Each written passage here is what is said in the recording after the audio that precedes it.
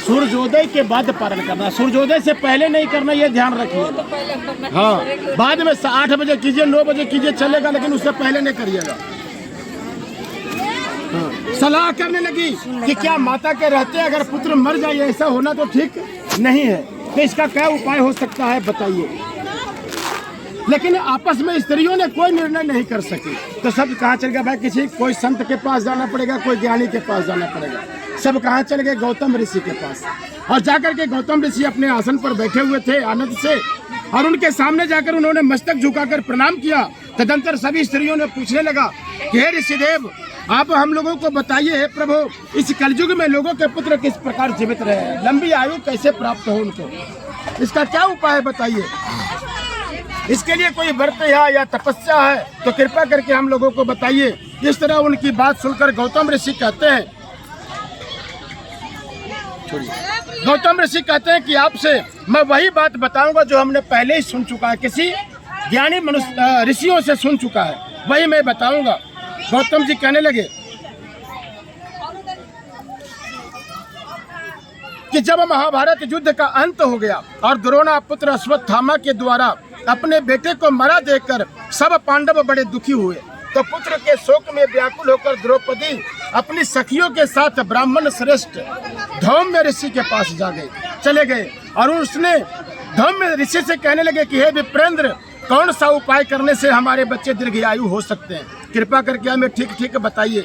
धौम्य ऋषि कहते हैं, सत्ययुग में सत्य वचन बोलने वाला, इस युग में कलयुग में सत्य आचरण करने वाला और समदर्शी, सबको सम्मान समझने वाला, इस युग में कलयुग में मिलना बड़ा कठिन है, बहुत मुश्किल है। लेकिन वही सब कुछ था, वह राजा जिमुतवाहन, सब कुछ उसके सामने था।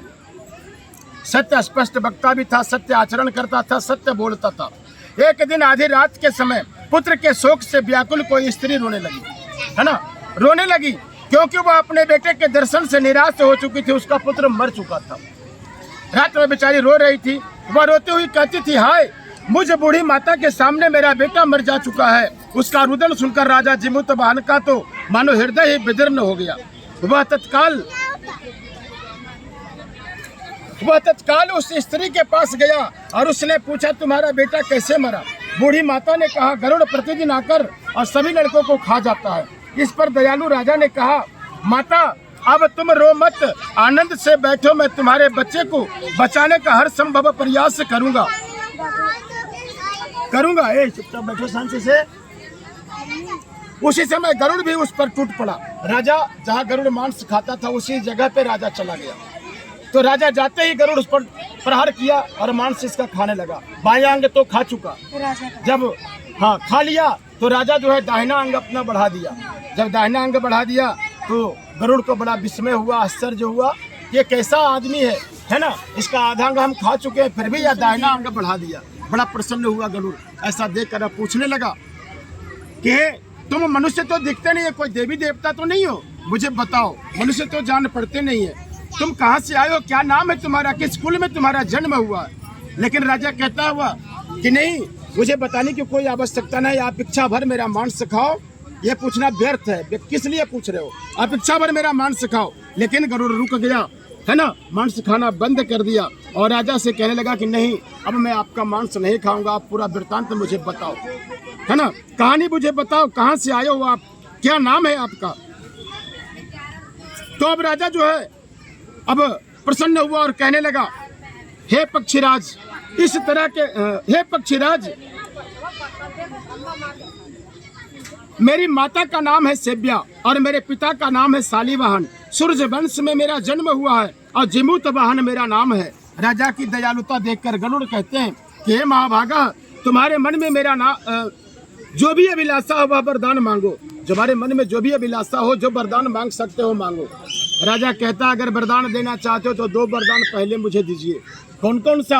अभी तक आपने जो भी बालकों को खाया होगा जीवित हो जाए, और एक वचन और देना पड़ेगा कि आज के बाद किसी बालक को यहाँ नहीं खाएंगे। ये 2 वचन आप पहले मुझे दीजिए। एवं मस्तु बोल दिया, जाओ ठीक है, ऐसा ही होगा, है ना, दे दिया। राजा बड़ा प्रसन्न हुआ और अब से धौम्य कहते हैं, न खाएं और कोई ऐसा उपाय करें कि गरुड़ राजा को वरदान देकर स्वयं अमृत के लिए नागलोक चला गया। अब वरदान दिया तो उसको जीवित भी तो करना पड़ेगा। नागलोक चले गए और वहां से अमृत लाया और सभी की अस्थियों हड्डियों पर बरसाया। बरसाने के बाद सभी के बच्चे जो भी खाया था सब जीवित हो गए, है ना, जीवित हो गए। अब ऐसा करने से सब लोग जीवित हो गए जिनको कि पहले गरुड़ ने खा चुका था।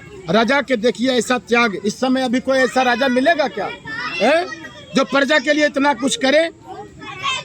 त्याग, राजा का त्याग और गरुड़ की कृपा से वहाँ वाले का बहुत सारा कष्ट दूर हो गया। किसी का पुत्र मर गया हो और बाद में जीवित होकर के घर आ जाए, बोलिए उसके घर में खुशी का ठिकाना रहेगा, कितनी बड़ी खुशी होगी। यानी सारे कष्ट दूर हो गए। उस समय राजा का शरीर की शोभा दुगनी हो गई। राजा का नाम चलने लगा, यह राजा कितना बढ़िया हम लोगों के भाग्य में मिला है ना, मिला है।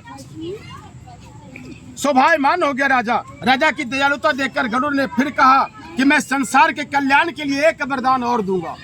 वह वरदान क्या होगा? आज आश्विन कृष्ण सप्तमी से रहित शुभ अष्टमी तिथि है। आज ही तुमने यहाँ की प्रजा को जीवन दान दिया है। हे वत्स, अब से यह दिन ब्रह्म भाव हो गया है, ब्रह्म के समान हो गया। यह दिन जो मूर्ति भेद से विविध नामों से विख्यात है, वही त्रैलोक्य से पूजित दुर्गा अमृत जीवित पुत्रिका की और कुश की आकृति बनाकर तुम्हारी जो भी स्त्रियां पूजा करेगी, जो दिनों दिन उनका सौभाग्य बढ़ता चला जाएगा और वंश की भी बढ़ोतरी होते रहेगी। हे महाभागा, इस विषय में ज्यादा विचार करने की आवश्यकता नहीं है। हे राजन, सप्तमी से रहित उद्या तिथि की अष्टमी को व्रत करना चाहिए, यानी सप्तमी विद अष्टमी जिस दिन हो वह व्रत करना ठीक नहीं है, शुद्ध नहीं है। शुद्ध अष्टमी में यह व्रत करना चाहिए और नवमी में जाकर पारण करना चाहिए, पारण करना चाहिए। अगर इस पर ध्यान न दिया गया तो वो आपके किए हुए व्रत का कोई भी फल मिलने वाला नहीं है। सारे फल नष्ट हो जाएंगे, सौभाग्य तो अवश्य ही नष्ट हो जाएंगे। जमुतवाहन का इस तरह का वरदान देकर गरुड़ वैकुंठ धाम को चले गए और राजा भी अपनी पत्नी के साथ अपने नगर को वापस आ गया। धम्म में द्रौपदी से कहते हैं, हे देवी, मैंने यह अतिशय दुर्लभ व्रत तुमको बतलाया है। इस व्रत को करने से बच्चे दीर्घ आयु होते, लंबी उम्र प्राप्त करते हैं। हे देवी, तुम भी पूर्वोक्त विधि से यह व्रत को करो, दुर्गा जी का पूजन करो, तो तुम्हारे सभी अभिलाषित फल प्राप्त होंगे। मुनिराज धम्म की बात सुनकर द्रौपदी के हृदय में एक प्रकार का कौतूहल उत्पन्न हुआ। वह पूर्ववासिनी स्त्रियों को बुलाकर उनके साथ यह उत्तम व्रत किया। गौतम ऋषि कहते हैं, यह व्रत और इसके प्रभाव को किसी एक चिल ने सुन लिया और अपनी सखी सियारिन को बतलाया। इसके बाद पीपल वृक्ष की शाखा पर बैठकर उस चिल ने और उस वृक्ष के खोते में बैठकर सियारिन ने भी यह व्रत को कर लिया। फिर वही चिल्ली किसी उत्तम ब्राह्मण के मुंह से यह कथा सुनकर आई और पीपल के खोते में बैठी हुई अपनी सियारिन को भी सुना दिया। यह कथा चिल्ली सुनकर आई, अपने सखी को भी सुना दिया, सियारिन को सुना दिया। अब कथा सुना ही रही थी कि बीच में उस सियारिन को भूख लग जाती है और वो उठकर चली जाती है, अधूरी कथा छोड़कर श्मशान में जाती है और भर पेट मांस भक्षण ग्रहण करती है और ग्रहण करती, यानी उसका व्रत खंडित हो जाता है, अधूरी रह जाती है, कथा भी नहीं सुन पाती और व्रत भी पूरा नहीं हो पाता है। अब कुछ दिनों के बाद दोनों की निधन हो जाती है, मर जाती है। मरने के बाद कुछ दिनों के बाद अयोध्या में एक व्यापारी के घर में दोनों जन्म एक ही माता पिता के गर्भ से हुआ। दोनों बहन, चिल्ली छोटी हो गई और सियारिन बड़ी हो गई बड़ी हो गई।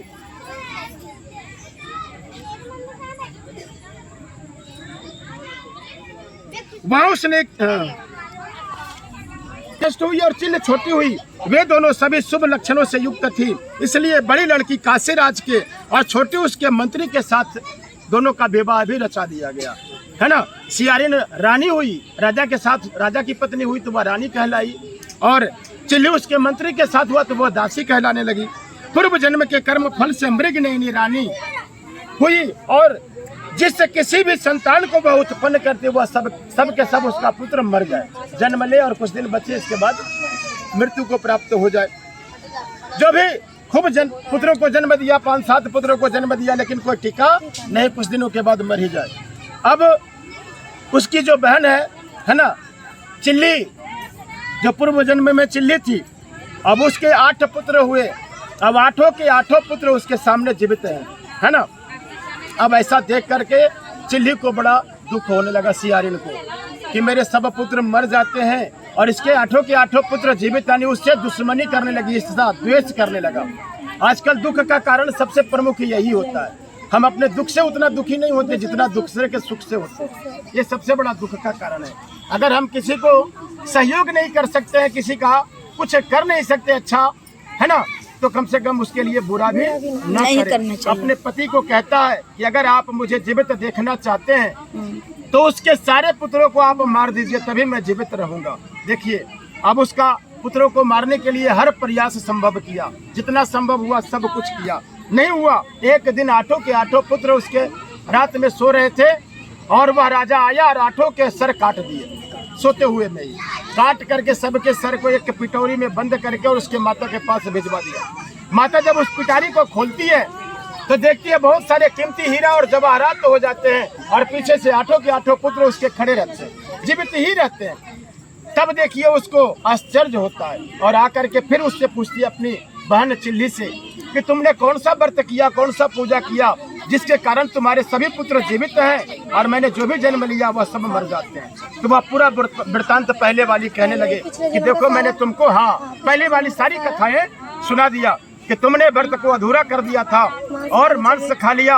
मैंने उस व्रत को पूरा किया और कल होकर के नवमी में जाकर के मैं गौ का दूध का पान किया, यानी नवमी में मेरा पारण हुआ, जिसके कारण ऐसा हुआ है। मेरा तुम्हारे लिए कोई दुश्मनी नहीं है जो तुम्हारे पुत्र मर जा रहे हैं।